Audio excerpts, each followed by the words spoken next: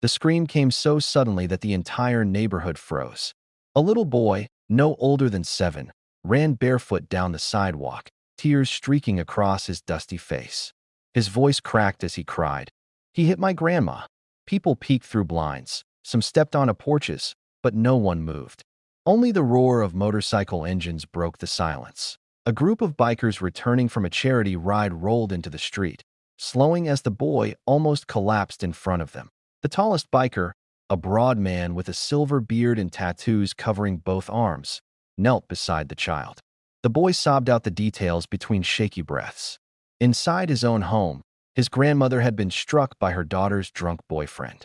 And now, terrified and helpless, the boy had run outside searching for anyone, who would listen. The bikers looked at one another. Their engines went quiet. The street held its breath. Before the story continues, if you're enjoying emotional, real-life stories like this one, make sure to subscribe to StorySphere, hit the like button, and share your thoughts in the comments. Your support helps us bring more powerful stories to life. The bikers didn't waste a second. They followed the boy to a small, weathered house with peeling paint and a broken porch rail.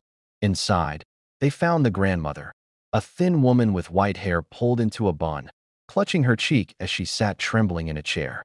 The man who hit her stood near the kitchen doorway, his fists still clenched and his breath heavy with alcohol. For a moment, no one spoke. Then the silver-bearded biker stepped forward. "We're not here to cause trouble," he said calmly. "But we don't let people hurt elders. Ever."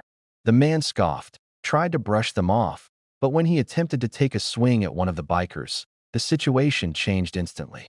Without touching him, they formed a wall around the grandmother, blocking him from reaching her again. One of them pulled out his phone and called the police.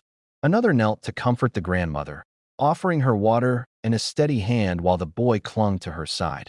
What happened next shook the entire street. As police arrived, neighbors came out one by one. People who had been too afraid to interfere were now stepping forward. They told officers what they'd seen, what they'd heard, and how long the abuse had been happening. The man was arrested, shouting angry words that no one bothered to listen to. The grandmother watched silently, holding her grandson's hand, as he was taken away. Once the police left, the bikers stayed by the grandmother's side. They helped clean up the house, fixed the broken porch rail, and brought food from a nearby diner. The boy kept staring at them with wide, grateful eyes. "Why did you help us?" he asked softly. The silver-bearded biker smiled. "Because kindness is a choice, kid. And sometimes, people need someone brave to choose it." Over the next few weeks, the bikers continued visiting. They checked in on the grandmother, brought groceries, and even repaired the old fence that had long needed attention. They never asked for recognition or thanks. They showed up simply because they believed that no one, especially a child and his grandmother, should feel alone in a moment of fear. Neighbors watched this transformation happen with a mix of surprise and admiration. People who had never spoken to one another before began offering help too. A woman baked meals, a father donated warm blankets, and a teenager volunteered to mow the lawn. The grandmother, once quiet and withdrawn, began smiling again. The boy started playing outside without fear. One sunny afternoon, the bikers arrived for a final visit before heading out on a long charity ride across the country. The boy ran to them, hugging each one tightly. The grandmother shook their hands, tears in her eyes. "You gave us our peace back," she said. "I don't know how to ever repay you." "You already did," the biker replied. "You showed this whole neighborhood what kindness can turn into. Sometimes it just takes one brave voice, even a small one, to change everything." As the engines roared back to life, people stepped onto their porches to wave. The street that had once felt tense and silent now felt warm, united, and alive. The bikers rode off in a powerful line, but their kindness stayed behind.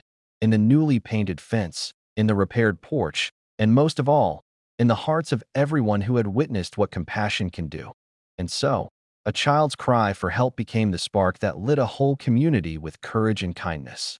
It reminded everyone that the smallest act of bravery, the simplest act of care, can ripple farther than we ever imagine.